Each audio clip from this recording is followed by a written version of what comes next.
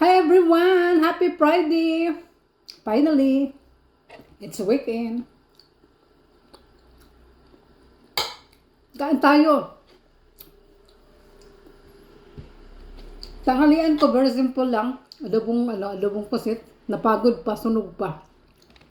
Napagod, nasunog. Kanin.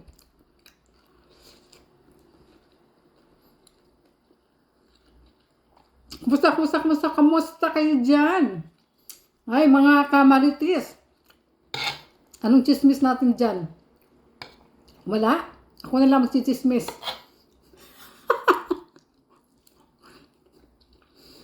Marami akong napapanood na pag yung Pinay, bata, nag-asawa ng mga may edad na, ang sinasabi ng mga sinasabi na, ayan, nag-asawa ng ganyan kasi sagot sa kahirapan, ito, ganyan.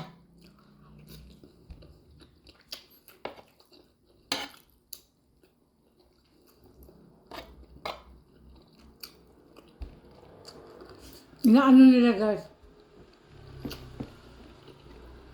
sagot sa kahirapan daw.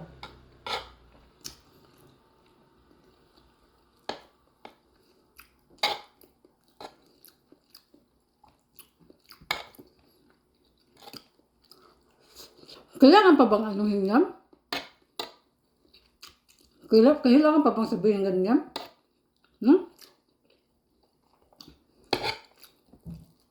Alam naman na na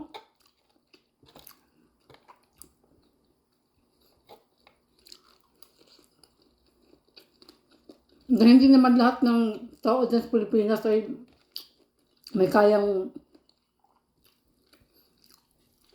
magtapos para makahanap ng trabaho. Kaya, huwag na sana huwag na sana ibas-ibas yung mga ganyan. Pasalamat na lang tayo na may mga kababayan tayong nakapag-asawa ng mga taga-ibang bansa. Diba? Wala na yung iba, hindi mo maintindihan talagang sila eh. Ganito. Ay, Diyos ko. Tapos yung iba naman, big deal din sa nila. Na yung asawa, hindi nagtatrabaho. Sinasabihan naman pabigat.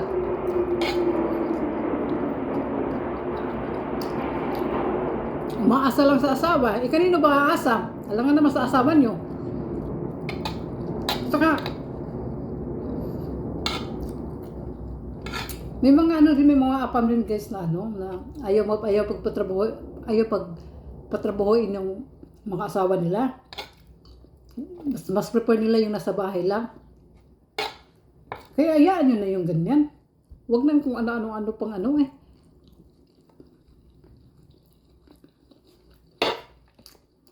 Diba? Ganun lang yan.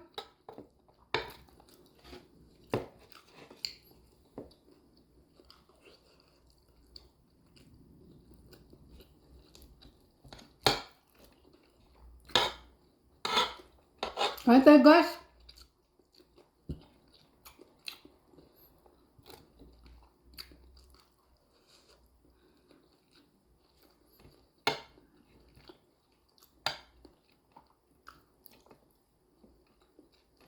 Alam nyo guys, yung ngayon yung pag nagko-comment kayo ng mga bad words guys, tapos content creator kayo, yung nyo guys, maapektuhan yung nyo dyan, dashboard nyo.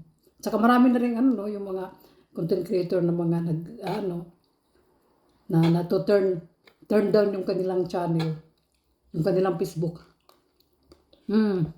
Kaya ingat-ingat tayo guys.